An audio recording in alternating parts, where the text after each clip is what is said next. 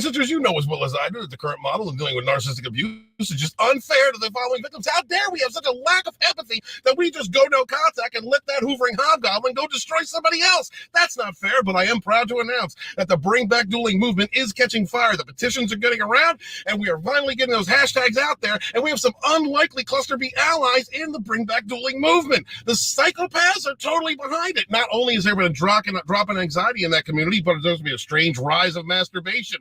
The borderlines are serving coffee, and as expected, the sociopaths really don't give a shit. But I'm telling you, it's going to be an amazing thing when we, the victims of narcissistic abuse, are standing shoulder to shoulder, marching down that path, locked and loaded with love, screaming out, "This is what healing looks like, motherfucker!" as we stare into the black eyes of that evil user, that demonic piece of trash that destroys people life after life, that is scared not of just losing their life, but losing their supply. And we're able to get final contact. No contact with a guarantee. Bring back dueling, y'all. Be good to each other. This is where we hold them! This is where we fight! Persian! Give them nothing, but take from them everything! You see, old friend, I brought more soldiers than you did.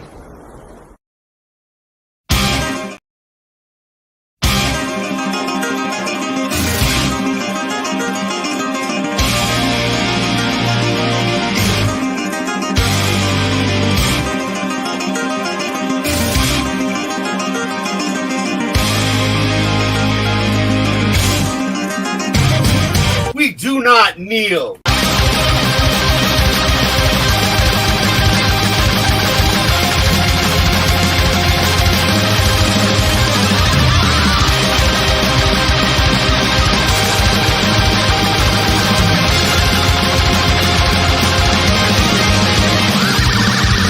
On a cold winter morning, in the time before the light, in flames of dancing, turn to rain, we ride towards the fight. When the darkness is falling down and the times are tough or right, the sound of evil after falls around the world tonight. Fighting hard, fighting on for the steel through the wastelands evermore. The skeleton souls will feel the hell bodies wasted on the shore. On the blackest waves in hell's domain, we watch the as they go. In fire and pain, I once again we love. So now we fly ever free. We're free before the thunderstorm. On towards the wilderness, our quest carries on. Far beyond the sundown, far beyond the moonlight. Deep inside our hearts and all our souls. So far away, we wait for the day. For the lights all so wasted and gone. We feel the pain of a lifetime lost in 1,000 days. Through the fire and the flames we carry on.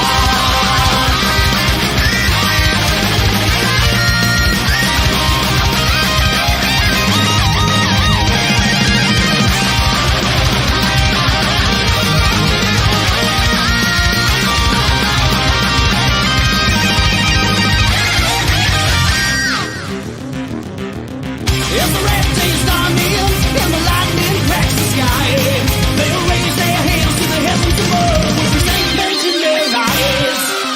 Running back through the mid-morning light, there's a burning in my heart. We're banished from the time in the fallen land to a life beyond the stars. In your darkest dreams, see to believe our destiny this time. And then the sea will all be free tonight. And on the wings of a dream, so far beyond reality, all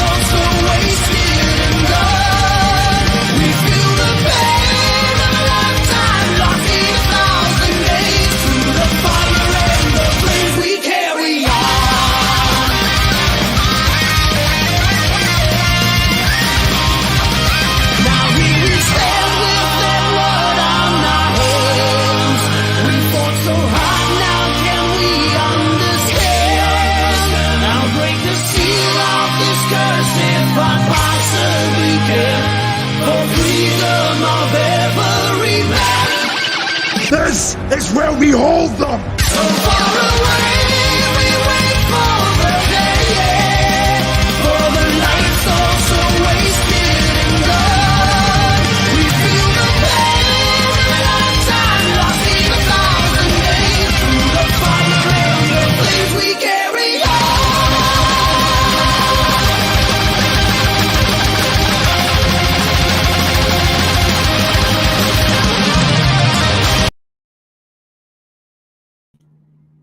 And hail the chat. Thank you guys so much for being here. Appreciate you. Dude, got Bear up in the house. What's up, Bear? You watch Picard, man? If you are, why don't you come up on the panel? Good to see you. Slender Dad, there is a link. It should be a link in the Wednesday chat if you are willing to come up. Good to see you. I'd like to introduce, first off, our guest who's become a regular panelist. Glad to see him here. Rising YouTube star. Please check out Ryan Roger Athy. What's up, brother? I'm doing well, Stephen. It's great to be here, only for an hour. Very good intro you have, one of the best in my view. And hopefully we can have a look through this show. My goodness, Picard, folks. It's supposed to be a U for a television series. You know, start with a bang, the middle is awful, then end with a bang. But for this show, I think it's a triangle. Starts awful, peaks in the middle, and then ends awful. So, yeah. Great to be here. Ryan is saying this show is unbangable. That's what he's saying. It's a triangle. It's literally a triangle.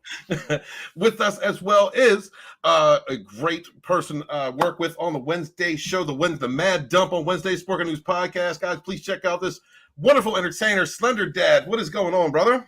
Hello. Just to preface it, when we get into this one, depressed. I still like the arc that they're going with for the whole season, but this episode was terrible. I think I might agree with you this time. This was we'll get into it in a moment. Well, before we do, want to say, hey, Hail to the Dark Council. Was just mentioning you guys, Damajanai, wonderful creator, one of the people I first started watching, inspiration for being on YouTube. Thanks for being here, man. Congratulations to you and everybody over there. Hail, brother. There be rogues here. I'd like to introduce my rogue brethren. First off, been with me for the last several months, helping to rebuild this crew. Mr. Tickle Trunk is with us. What's up, man? You're muted. No, you're not. Keep speaking. I was muted.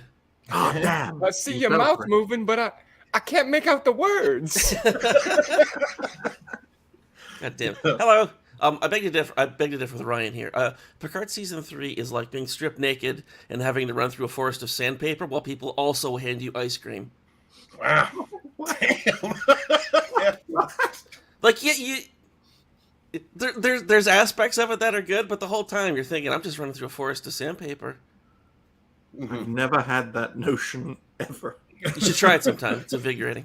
While getting ice cream? So yeah. Okay. Yeah. Okay. Memberberry flavored ice cream. Dig that. With us, talk reference. With us also is the newest member of Rogue Entertainment. Guys, please check out, support, and help get this man to 1,000 subs. DJ Odyssey is with us. What's up, brother? Well, what the hell? I'm sitting there listening to Ryan's description of Picard, and it sounded like my sex life. Are you sure you didn't mean Mr. Tickle Trunk? No. Okay. It's not that rough. No sandpaper, no. We've got 3 more episodes to go, so it may just get rougher. Oh, son of a bitch. I'm going to be broke. We got to stop for a moment, y'all. We got to stop for a moment. Lovely Sherry's in the house. What's up, Sherry? Sherry, baby. Good to see you, sweetheart. Thank you for being here. What's up, man? Squatch, good to see you. Yes, this episode was poorly written. I finally have one to bitch about. It was. Let's go through. Let's see. Man Squatch says they were tracking the bad guys, and yet a group of them snuck up on them. I think it was they meant for that to happen, but they didn't go into it. Which poor writing. And let's see. He says has been the best of new Trek, although it's an okay show, but compared to real Trek, it's a very poor contender. Yeah, agreed. It's the Mass Effect Andromeda of Star Trek, folks. Yeah. Ryan was bringing that up earlier. Yeah, Ryan, tell me, explain a little bit how you met. You said it started out. Explain what you were saying earlier. I think the first few episodes started a bit slow. My goodness, that nebula. Couldn't wait to get out of there.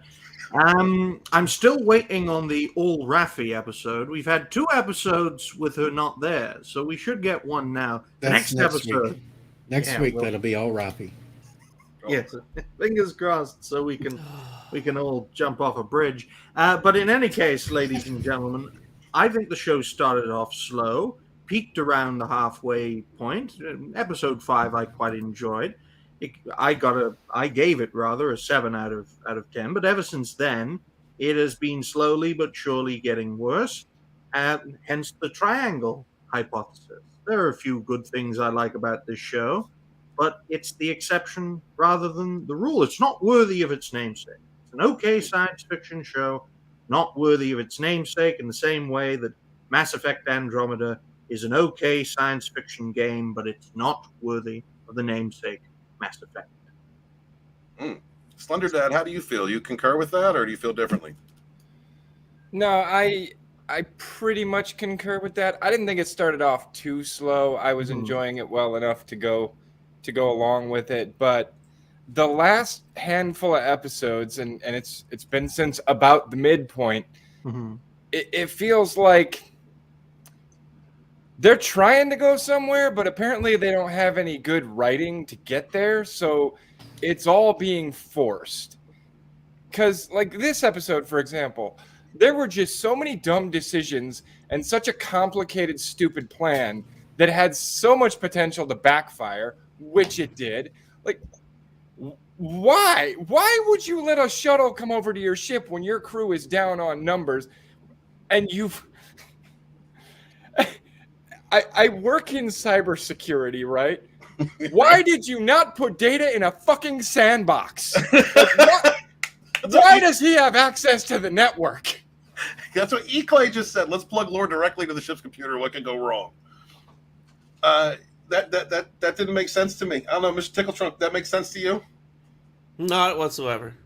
I'm also going to be in a nebula for 2/3 of this podcast. Okay. Do you like it in that nebula? Is it a comfortable nebula? It's all right. I've had better. No. No fucking ice cream here, but whatever. No ice cream. No, just No sandpaper? Oh, I got that handy. Okay. All right. Hey, we all have our kinks. We don't kink shame. That's what I'm saying.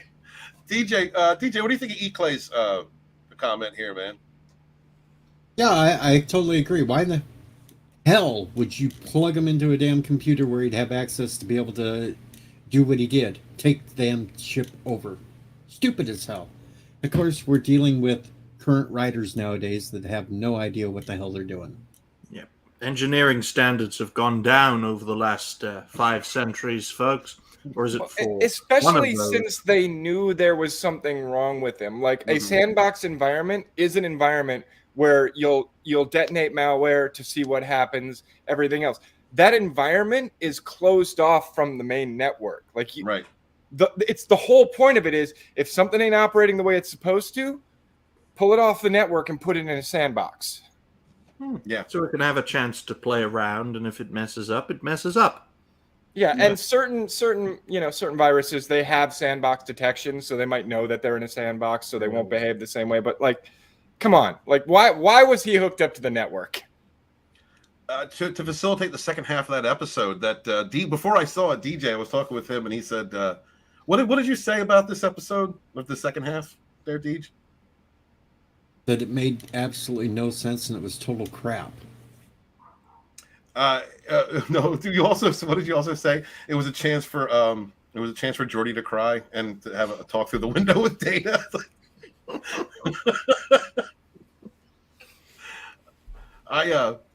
Before we continue, though, Deej, I'm glad that you survived the tornado up in your area, man. So my love. I was kind of hoping it would have happened 24 hours earlier. Then I wouldn't have had to have watched this episode. Oh good gosh. Wow. Deej, the vitriol. It's not... Picard Season 3 isn't that bad. This episode was. That sandpaper's looking really good right about now, isn't it? Horny Alf, what's up, man? Good to see you. He says, not a great episode, but I'm enjoying the show overall. Like, overall, I am enjoying the season, but this episode kind of threw me out. Like, And it wasn't just that. I was talking with DJ and Yvette. I have to go back. I have to go back and correct a previous statement because the face hugger Tribble was awful. Why did they do that? It would have been so much better to have that Tribble and then have Worf react to it like a cute, adorable Tribble, and have Worf react to it the way they did. A Klingon reaction to it. And instead, they made it like it's unrecognizable. One of the cute things about the Tribbles was everybody in the universe likes it. That's how it, sticks around. That's how it keeps, breeding, and then people keep feeding them and making, but the only people who don't like them are the Klingons, because they're just because of how they are. Like, that's a joke in and of itself. Mr. Tinglestroke was bringing up earlier, they needed a jump scare joke, with the Tribble. Isn't it funny, guys? No. This cute thing is now dangerous. Isn't it funny? They would have had a good jump scare if they just had Deanna Troy show up. She ain't looking that bad. Oh my God, Deej. Are you being, was it ageist? What's going on, bro? I can't be ageist. I'm aging along with her. No, but here's my other question, right? Mm-hmm. I don't know because I'm not huge on Star Trek.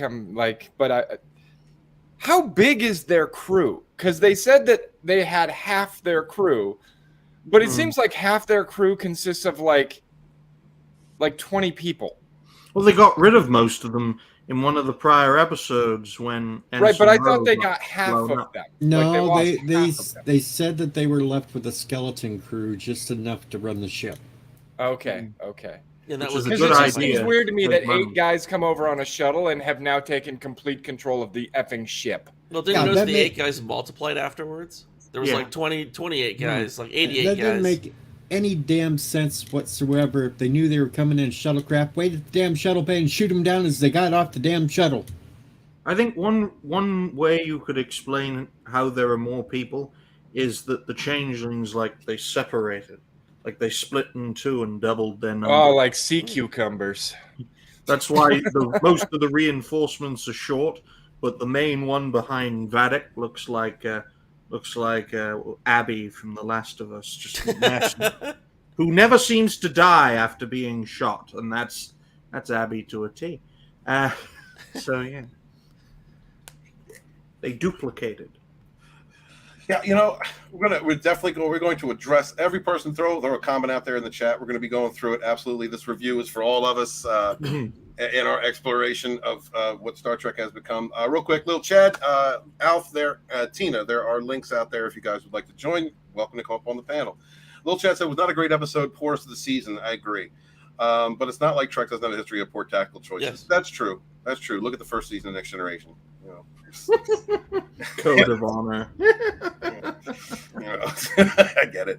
But the one thing about the one thing about the first season of Next Generation is they were trying to, show an attachment or love or reverence for the original series. So there's a lot of a few episodes in there that had to do with events or timelines or from TOS.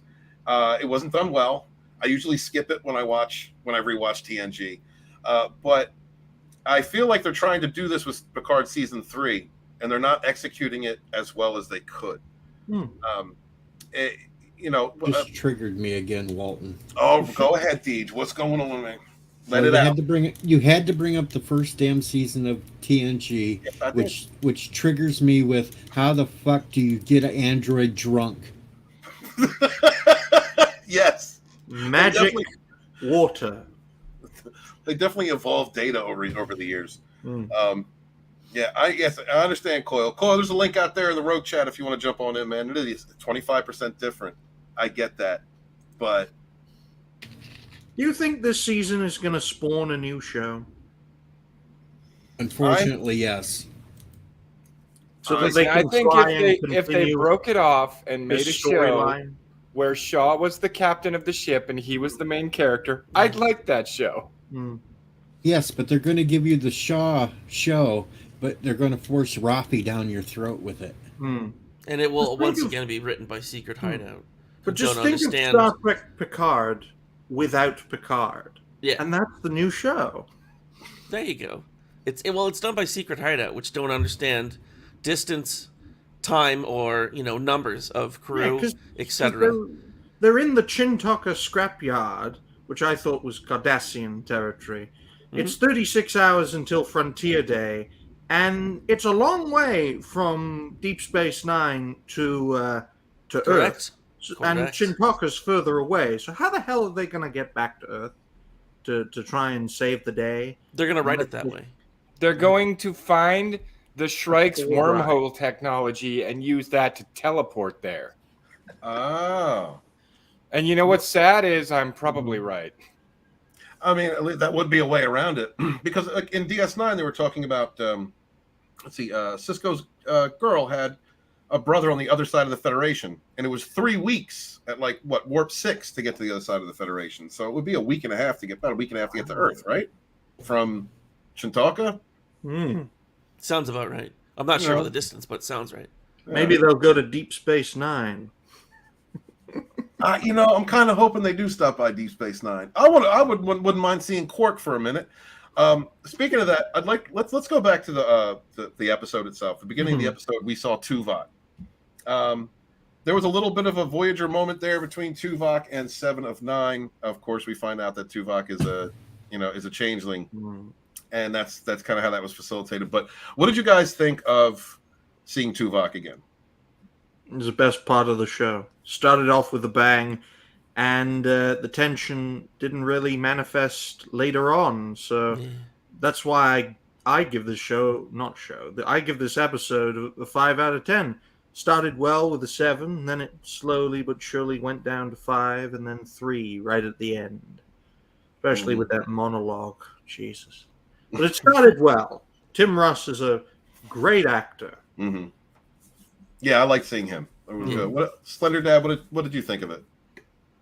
Kind of in the same boat. I liked that, but we just, as it progressed, there were so many stupid decisions where it's like, you can see the writing on the wall on how this is going to go wrong.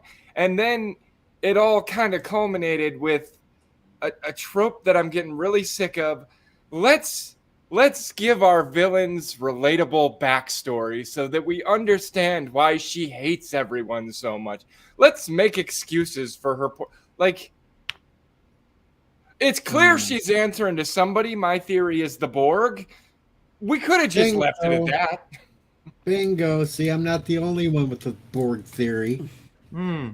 Well, the person she always cuts her hand off to talk to, he is not talking like a human. He's not talking like a changeling, but he talks like a Borg. What do you think, Mr. Tickle Truck? I don't know about the Borg thing. I'm not sure. But the relatable villains thing is it's everywhere because you have people who are identitarians, and all they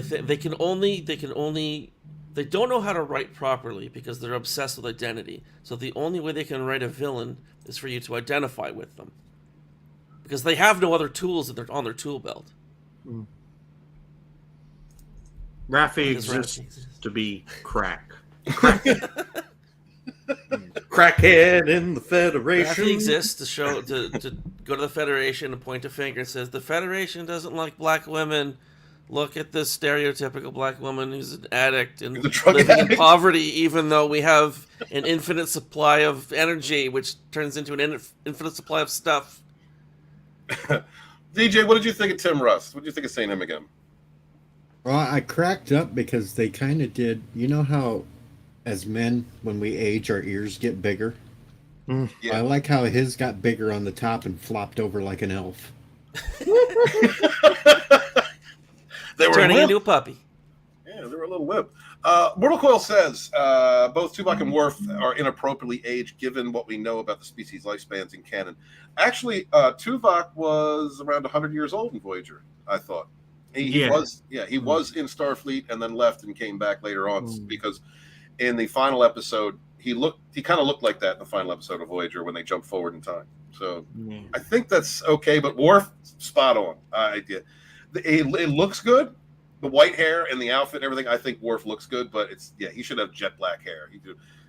Because he's the same age as other Klingons that we've seen at that time, and they've still had the full head of black hair. So Yeah, it should have been I like will- a Klingon version of Steven Seagal, like absolutely massive, probably very fat, like Kempek, and have that, obviously dyed jet black hair.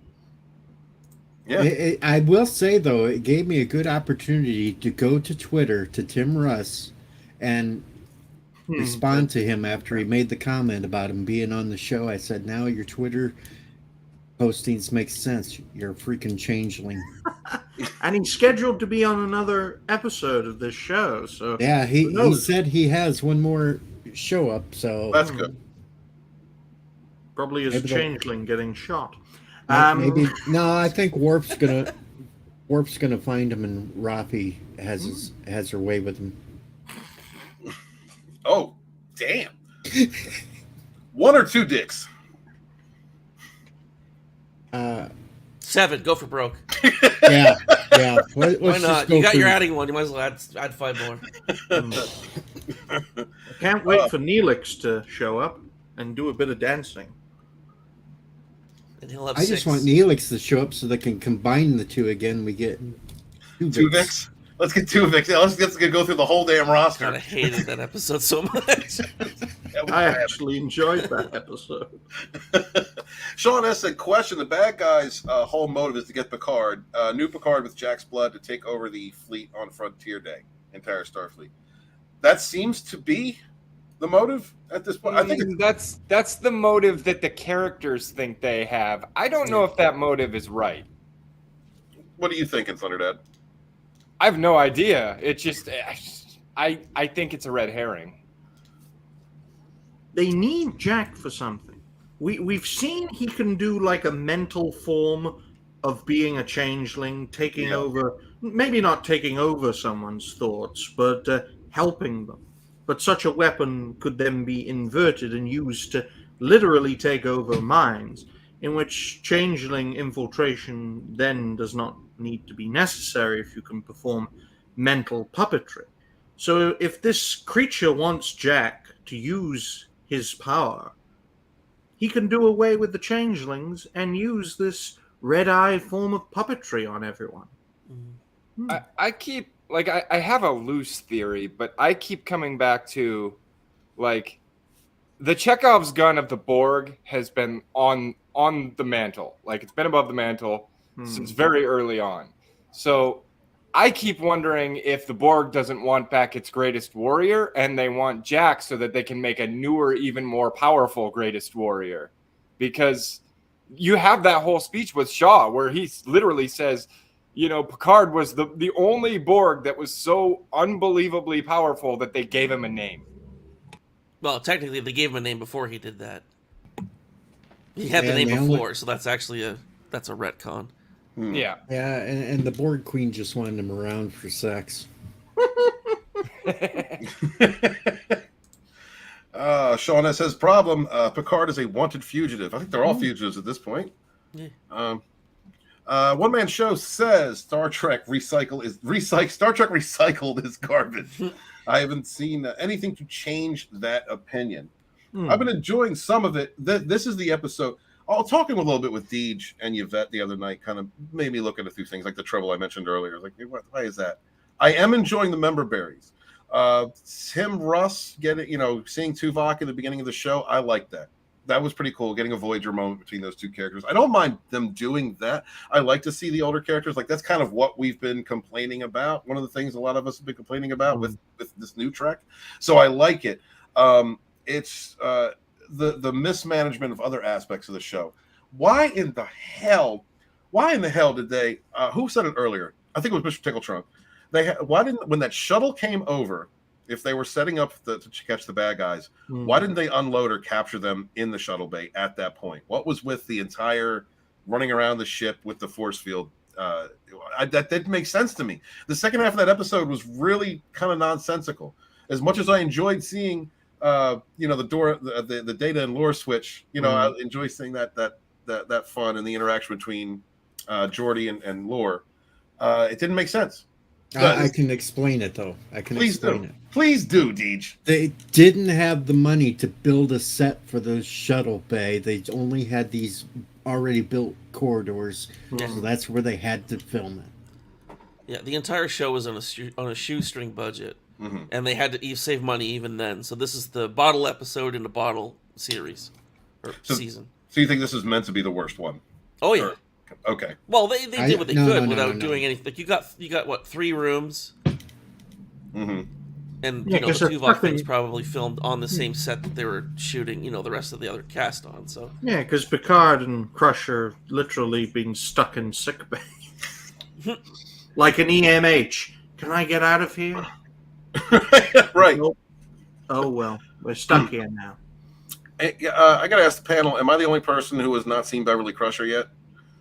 Because the Sona face. Yeah. Yeah, it's the way that they've given us this character. She ran off instead of owning her shit. She ran, she got pregnant and left, and all the way up to this episode. I mean, we've seen like some scenes where she's acted like Beverly, but in this episode, she was contemplating using genocide, using a biological weapon to take out the changelings, and that's already been done. That was done in DS9. That whole kind of conflict has been she done. literally said no to doing it during the TNG plot line with the Borg and Hugh. So if she's not willing to commit genocide against the Borg, then I don't think the character would be willing to use it against a bunch of changelings genetically engineered, not by the Dominion, but by the Federation. I think that a lot of I could argue, having a kid might change that, and when they're after your kid, maybe you're willing to watch the world burn at that point. yeah, we all know she doesn't love Wesley. Nobody loves Wesley. How could Nobody you? loves. How could you? Jack is clearly the superior. Right. Well, then again, a creepy traveler seemed to love Wesley, so. I think the Traveler had a thing for never mind. I'm not going there.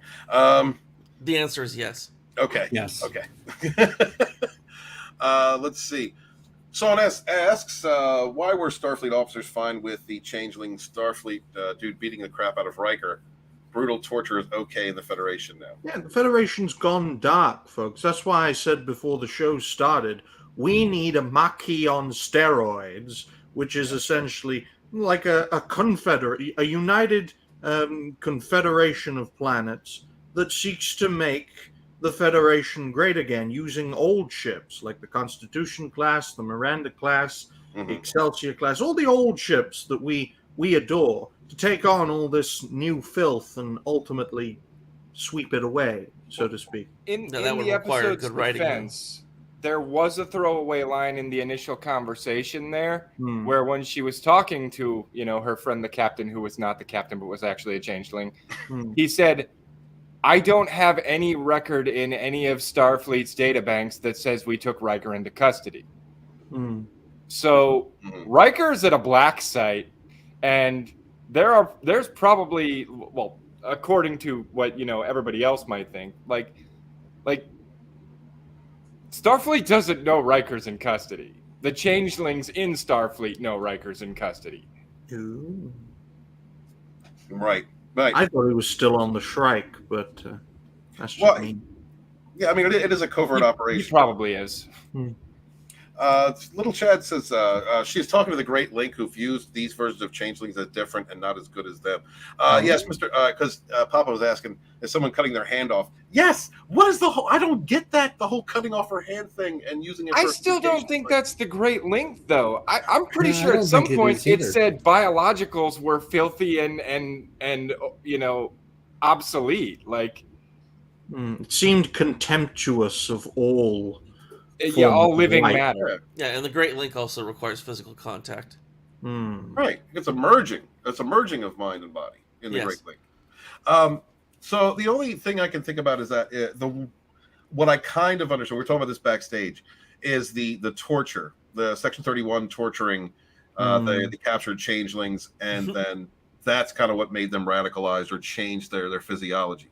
But at the same time, Ryan was bringing up a great point about petri dishes.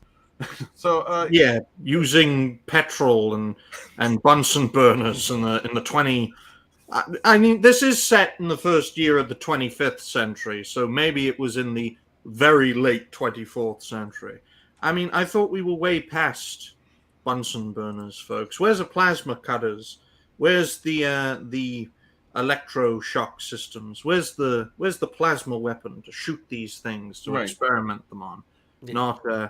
Not using Bunsen burners and like injection. Well, and how do you not have all that stuff in a clean room and have robot arms administering the tests instead of doing it all by hand and potentially corrupting your own tests because you're not in a still suit, you know? The only thing I can think of is, do you remember the fields in DS9 that could make a changeling revert back to liquid form? They couldn't hold their solid shape. Like, that's the only thing the only reasoning I can come up with is they had that in that facility. Because looking at the tubes for the changelings, they just looked like water. You know, it didn't look like the goo. Yeah, they're cut in jello. Yeah, they look like alcohol. Yeah. Yeah, Bourbon jello. Like, so as far as like the story being pushed forward, them being tortured, you know, separated from the Great Link, and them, that's why they have that vengeance, or you know, the need for vengeance. That I get. And it could also maybe explain the little bit of 25% difference in how they change and what they look like, and you know, the gelatinous mass of stinky pus. And it seemed a bit flawed looking to be the next stage of the changelings as a race. Right. So that's why I thought genetic engineering by the Dominion. But why would the Dominion create something that looks worse? Oh, it wasn't by the Dominion, it was by the Federation, which does explain a lot. Yeah, but see, there was another hint to the Borg in this episode. So where's that? When they were sitting there showing that it was a doctor, the female doctor was doing all this testing. The changeling came up from behind and stabbed her, just like a Borg would do when it went to assimilate. And the changeling assimilated her. Took the form of the torturer to remind her of her hate. My God, what a concept. Maybe. So I'm sorry. It was 26 minutes. I'm sorry, I was looking through the changeling. Oh, here it is. Clay says the changeling biometric security really gets out of hand. Yeah. So, like, I think Ryan brought up a good point. Like, why would they regress? They were once solids who then eventually evolved into being changelings. So at some point in their evolution, you would think they went from looking like a biomass like they do now into that golden fluid that we saw in DS9. Could that be because of the torture that they went through, the experimentation that might have regressed the changelings back a little bit? I mean, that's the one scene. There's like a couple scenes, one or two scenes in this show that I really like, the beginning and that explanation of what was going on with the changelings, that they fill in a couple holes for me, or at least get me to think that, okay, they look like this because of what they went through. Yeah, it actually made sense. It did make sense, yeah. But the way in which they went about it in that scene was not what I would have expected, which is why, like Ryan had brought up, like, why are they using Bunsen burners on these things? You know, why are they hitting with fire? Look, keep in mind too, this is not the regular timeline. This is like some other dark universe thing, right? It's still on the back of Picard season 1 and 2 and Discovery and all that kind of garbage. Like, again, this is Secret Hideout. So you have good, Terry Matalas is a fan. He's probably a decent writer. So, you take really good ideas. There's a lot of really good ideas in the show. You take some really good ideas, and he heads up the writers' room, but what does he have left? He has Secret Hideout. That's his support structure.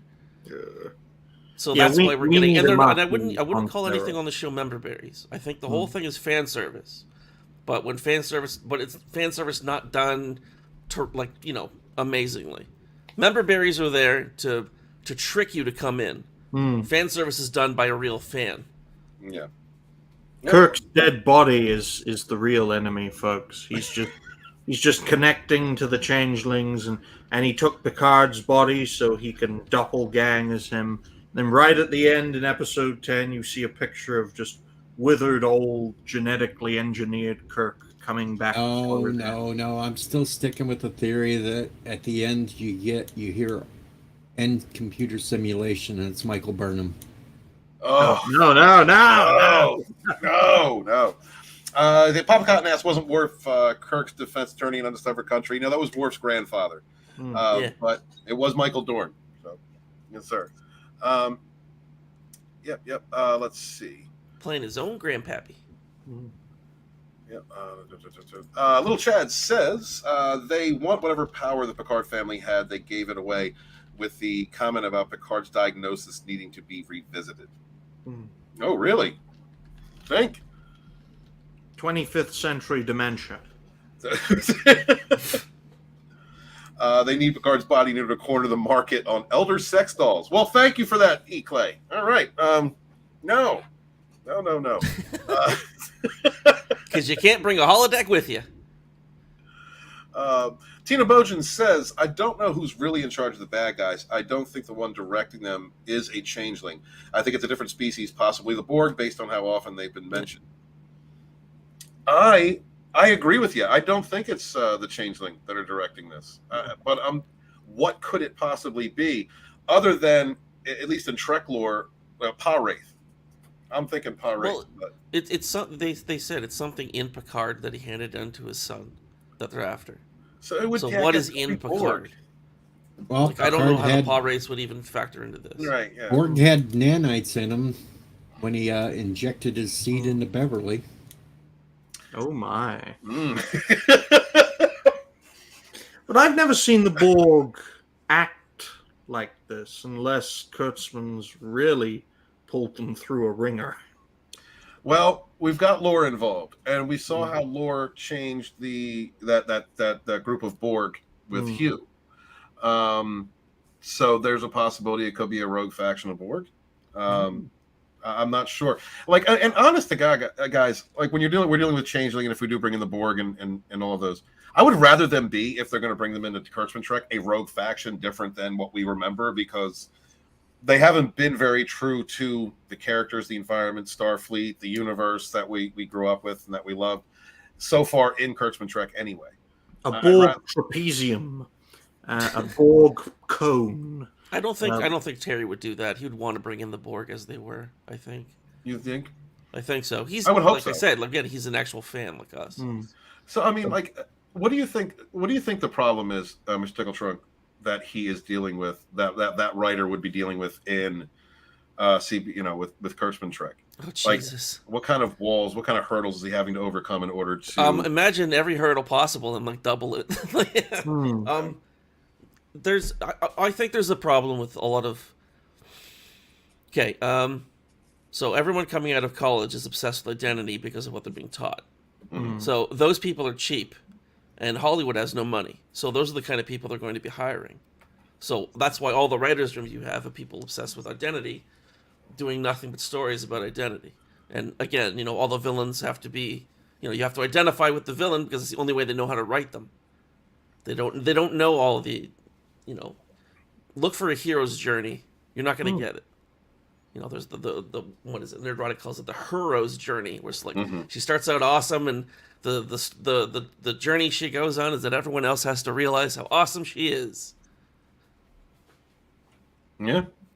So I would imagine so it's antithetical to good writing, and I know that there's probably a mix of different kinds of experience in the writers' room, but the underlining problem is the same problem in every TV show, every movie, until they get themselves away from that sort of thing. That's why we have to rebuild our popular culture anew with our own stories, inspired by the stories of the past. It's starting to happen already. It's pretty good. And like Nintendo right now, they tried to they did the same thing they do with everything else with the Mario Brothers movie. Nintendo stepped in and said, "No, you're not doing that with this. You're not changing it." They originally apparently had Peach as like some kind of girl boss. And they said, "No, she has to stay true. Like, she's not a weak character. She's feminine." Well, I can't wait for the film war between Nintendo and Sega. Mario versus Sonic, folks. Just Nintendo and Sega side by side. Well, Nintendo owns Sonic right now, so they could actually Sonic could actually show up in like a. I know, it blew your mind. Yeah, yeah. That war ended a long time ago. Nintendo won. Yeah. Who would win, Sonic or Mario? Ooh. Well, since Nintendo owns them both, I think Mario would win. We're not talking about that. Rigged game. I had no idea Nintendo owns Sega. Literally. Yeah, that's crazy, isn't it? I think Sonic would win. No mushrooms, no firepower. I think Sonic would win. What Yeah, about he is Eggman faster. and Wario and Luigi and all the other characters?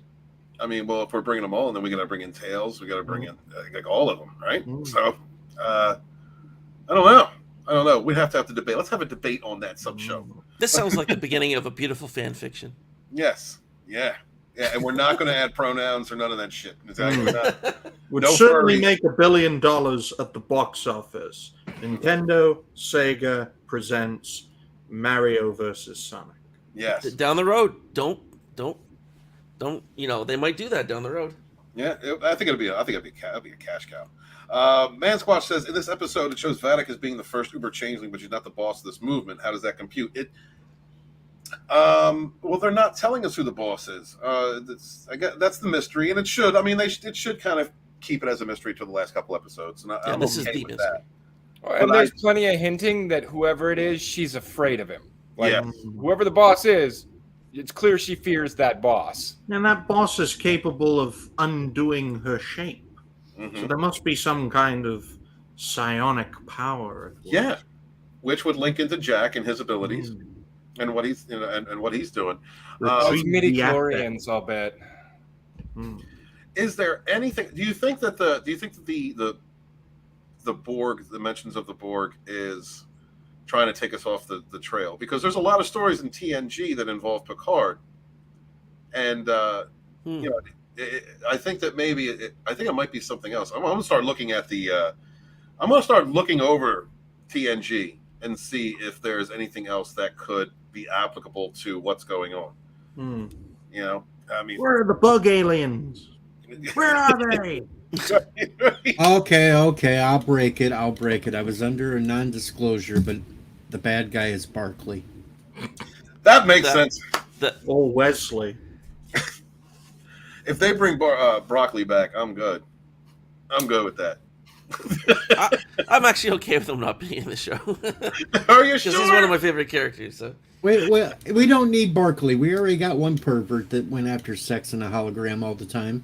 That's Geordi, so we don't need Barkley. We don't need both of them. Geordi bangs holograms and white women. That's Geordi's thing. All right. I'm still trying to figure out how his kids aren't mixed. He found some chocolate that he actually liked. Good for Geordi. It's called adoption. It's called Stacey Abrams. That's a good point. Because his wife is. Oh wow, that's weird. There's not enough cream in that coffee. No, the seed is strong. The seed is strong. Well, this is the future. They probably genetically modified those kids before they came out, and we're like, we'll just remove those problematic white genes.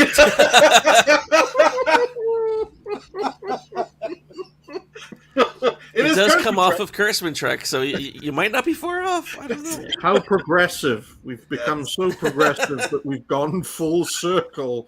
It's South Africa, but with a rainbow flag. Right.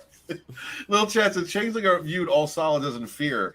That is why they ran the Dominion the way they did. Slave species like Vord and the Jemadar. They do look at all as inferior. So I'm wondering, like, who is the big baddie? Who is the boss here? Because if it's a solid, that's another thing that I think would drive changeling crazy, is being controlled, being tortured, manipulated by solids, and then being controlled by one. I am actually, that is the one mystery I am interested in finding out. They could have looked for help or something, and then the help turned on them. Could have been. Never know. But what could do that to a changeling? Changelings they're beasts. They're scary.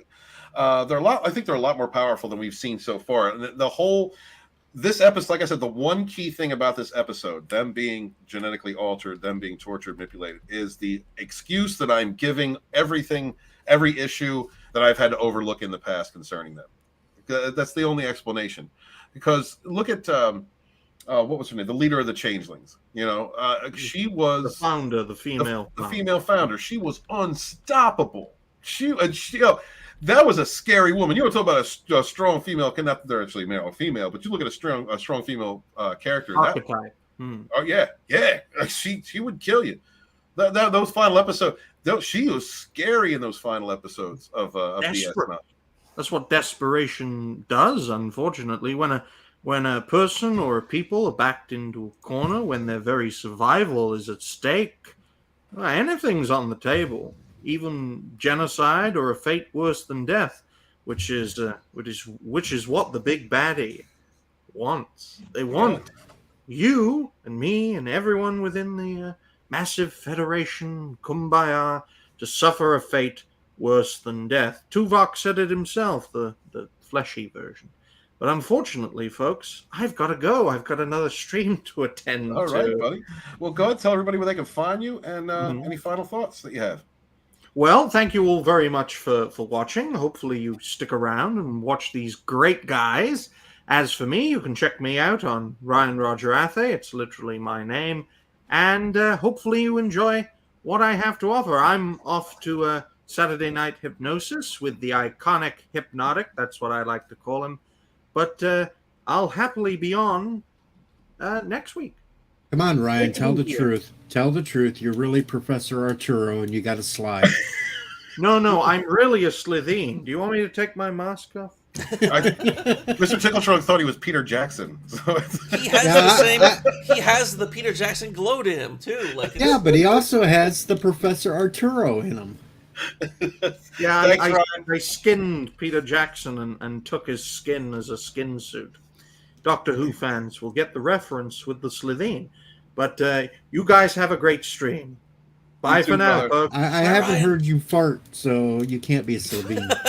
Oh, no, it's a compression suit. Gets rid of the farting. Bye for now. See you later, brother.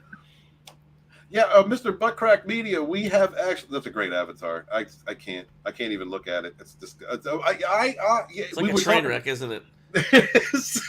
Can't look away. That's all sandpaper and no ice cream. That's what that is. You're getting it. You're getting it now.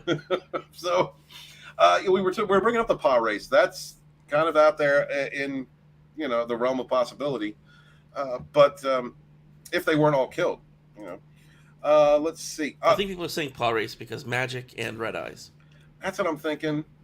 But yeah, it would be too. I think it would be too much of a stretch. Did I not send Mega Reacts a link? I'm going to feel bad. No, he's on the road. He can't. Oh, he's on the road. Okay. I already talked to him. All right, cool. All right, thanks, Mega. Appreciate you being here, brother. Let's see. Man Squatch says, I think with lore being introduced, the real bad guy is the crystalline entity's brother, Rock Entity. Will they? You think it smelted and had a child? I don't know. Is this Star Wars? I don't know. 54.5 has an interesting theory. It's the being from Star Trek V. He's still looking for the big bad is the fake god from Star Trek. You think he's still looking for a starship, Frank? What does God need with a starship? I don't know. Could be Axis. I don't know. They're throwing everything but the kitchen sink in this one. And like I said, I am enjoying seeing some of the other characters. You want to see Barkley? You wouldn't want Barkley, Mr. Tickletrunk? Come on. No, I don't want Barkley anywhere near this. I want to be able to I want to keep regular, actual TNG away from this as much as possible. Gotcha. I'm actually really happy that people are getting what they want out of the show, and I understand why. Like, there's the wokeness stuff is gone. There's somebody who actually cares, and they're getting fan fiction, and there's a lot of the ideas are really good ideas, and they're some of them are ripped off from other Star Trek things. But I say good. If you have to do that to make a good show, do it. Mm-hmm. And they're seeing those things, and they actually like those things. They're giving the show 8s and 9s and 7s and all that kind of stuff. And I have different tastes. That might just be it. Maybe the four of us have different tastes. The only thing this thing's gave me so far is my NX-01 refit. Mm-hmm. That's it. I like seeing Mortal Rising real quick. Comic book says I'm on season 2, episode 9, DS9 now. Bro, the show, great show. Only gets better. And if you like TNG, if you don't already know, I think it's pretty much open. Worf joins the series eventually, and it's one of those things where he just adds to it. They didn't even need to bring Michael Dorn into the show. The show's already good by that point. Great, yeah. And the other thing too is because Babylon 5 was aired at the same sort of time after the first few seasons. They looked at Babylon 5 and they go, "Oh, an overarching storyline works. Okay, let's Dominion. Put the words Dominion in the script for season 2 where we can, and we'll start shooting about it in season 3. Yeah, that's when this show gets really good. Yeah, absolutely. Season 1's fun. DS9, you get a Q episode, which is kind of out of place. John Delancey in DS9 was out of place, but it was cool that we got to see him once. Yeah, it was fun. Like again, that's fan service. Cisco punched him. Yeah. Picard never hit me. I'm not right. I love Cisco. One reason why he's my favorite captain still. He is my favorite captain too. He's my favorite captain. One Man Show says, if the Changeling had refined themselves far enough to fool the Federation bioscans, would a Changeling Vulcan get the capability to mind meld? I wouldn't think so. If the Changeling is experienced, the answer is yes. Yeah. Because the whole point of them, I remember from DS9. Oh, right. Because they take the form of a rock to find out what it actually feels like to be one. And what is it? When Odo takes the form of a bird, he's talking to Kira, and he's actually excited because he actually felt what it was like to be that bird. So the Changeling with enough experience could actually do those sorts of things, I think. That's a good thing to read. Slender Dad, what do you think? Because you brought up points about the Changelings before in earlier episodes. Like, do you think that a Changeling would be able to perform a mind meld or do something a creature they were imitating could do? I mean, I agree with Mr. Tickle Trunk on this one. Like, if they've experienced it, right? They can obviously create the mechanics necessary to fool a bioscanner. So they may not understand how to use the systems that are in their duplication, but if they've actually experienced it, then there would really be no reason that they wouldn't be able to operate that system if it was built into them. DJ, what do you think, bud? My mind's still broken on why a Changeling would need a bucket now. Because Odo needed a bucket. Yeah, but even by the end of Deep Space Nine, Odo didn't need a bucket. Yeah, and in season 3, he stops using his bucket and just kind of lays He on the turned it floor. into a potted plant. Yeah. He just sort of oozes it anywhere in the room he wants to. Like a real man. Or up inside Kira. Yeah. Oh my god, it took me like 5 seconds to get that fucking joke. That was a good one. That was me. I was slow. That's I mean, yeah. Okay. Thank you, Immortal Coil. Appreciate you, dude. Man. Jump on the panel if you have time. Appreciate you guys. Please check out Immortal Coil. There be rogues here. Great channel. Good dude. Please give him some more. The man deserves more subs. Let's see. And Culture Casino. Man Squad said, no, he doesn't look like Culture. First off, Culture has more hair. And, I don't like, Ryan isn't hairy enough that I don't question if he manscapes. Culture, it's a crazy bush. He's not taking, he's not doing anything. There's no weed whacking going on. It's like hairy legs. He's probably got a diamond on his chest, the whole diamond hair thing. Yeah. Silverback. Yeah, he's a silverback. Yeah, so no, I can't agree with that one there, man. Squats. Yes, it is. Yes, it is. But these are the things we think about late at night. All right, Papa, just own it. All right, it's not gay. Late at hell, I think of these things early in the morning. Thank you, Deej. I appreciate you. Mortal Rising says, yeah, I dropped off DS9 back in the 90s. It's been fun rewatching it, introducing it to my wife. Yeah, it's a great show, man. Can't say enough good things about it. So let's talk about let's see. Is there anything else to talk about in this episode? It really wasn't much. What the hell was going on with the whole scene with the bad guys running around and the force fields?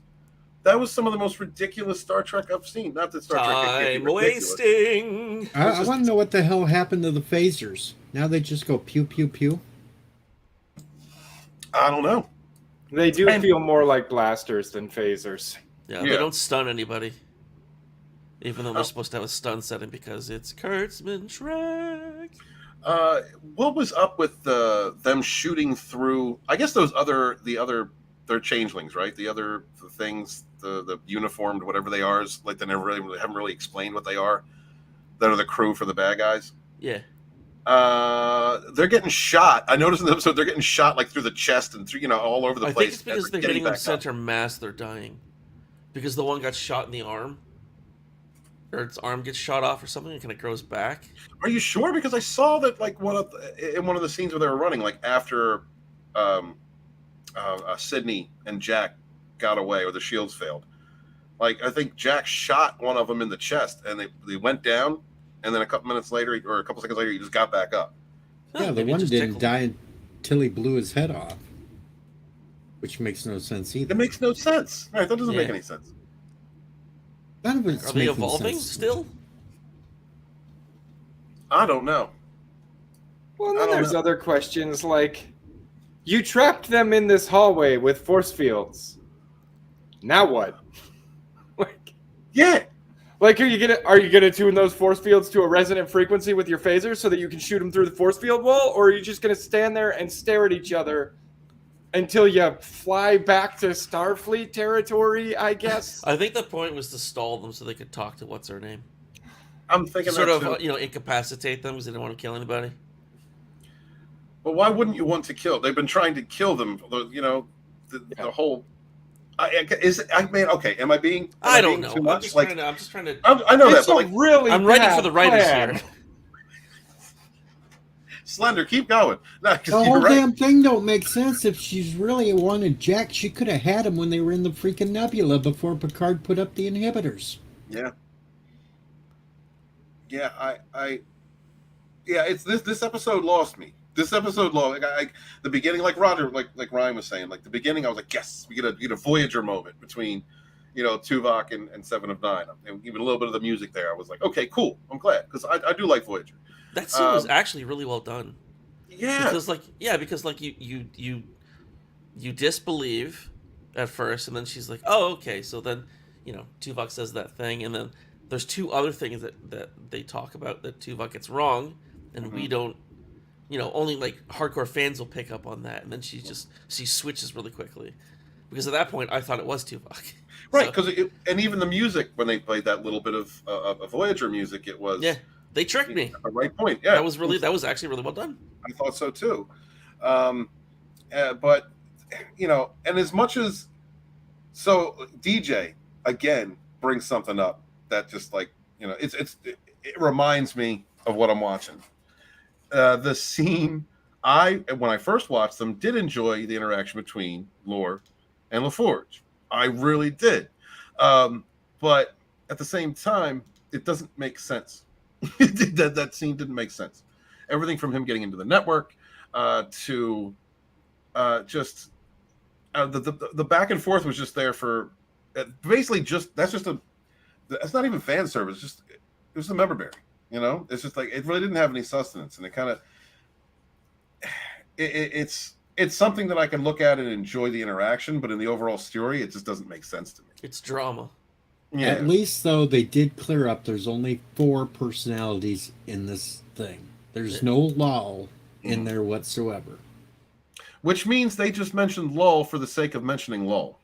Yep. And that doesn't work. That doesn't work for me. I need a little bit of sustenance. I'm glad Mr. Tickle Trunk brought it up earlier. The way you phrase it, there's a difference between member berries and fan service. Yeah.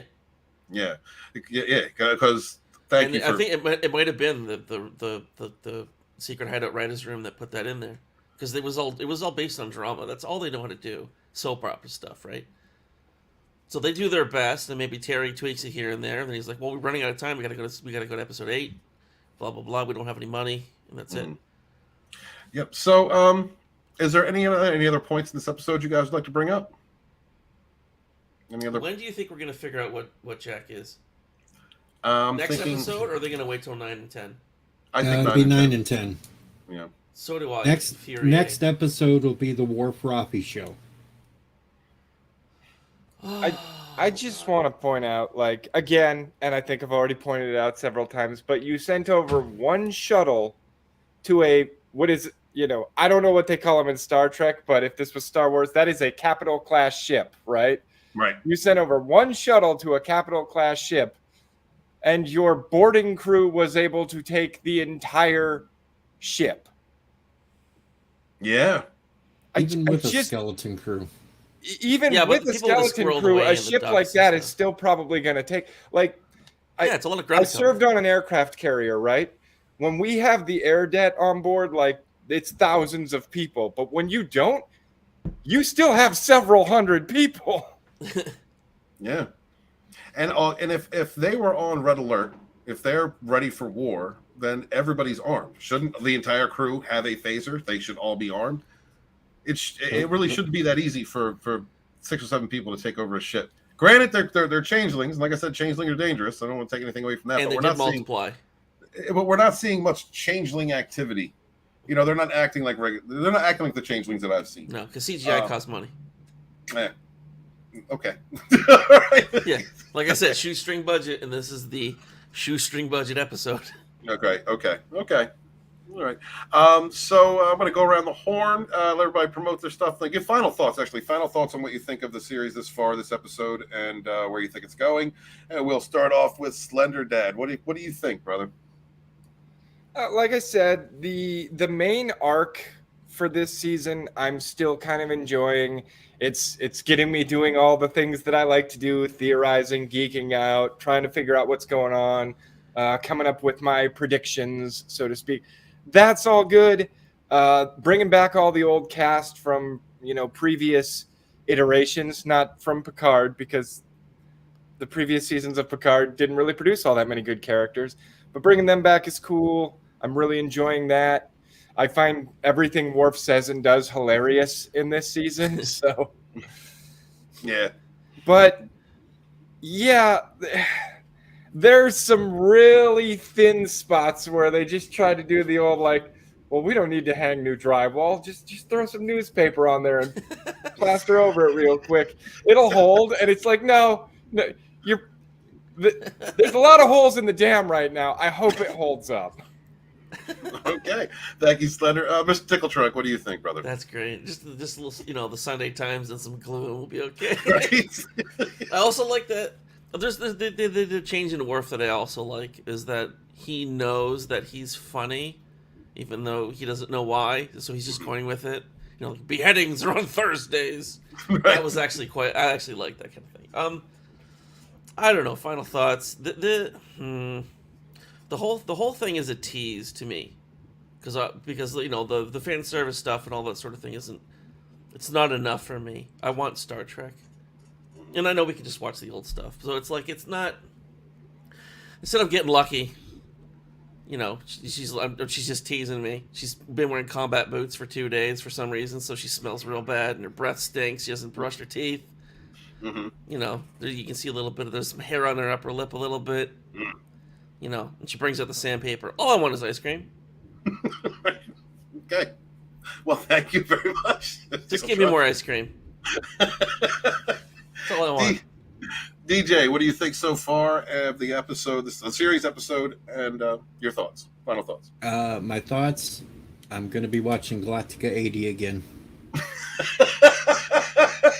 We are going to be watching Galactica 80 again here really soon. Yeah, I'm going to torture you. Mm-hmm. Yep. What do you think? What do you think so far, bud? Oh, it's just member Barry bullshit. That's all it is. It's not that good. I don't understand why people are raving so much about this. It's no coherent story to this damn thing. Do you have any faith that it'll get better? No.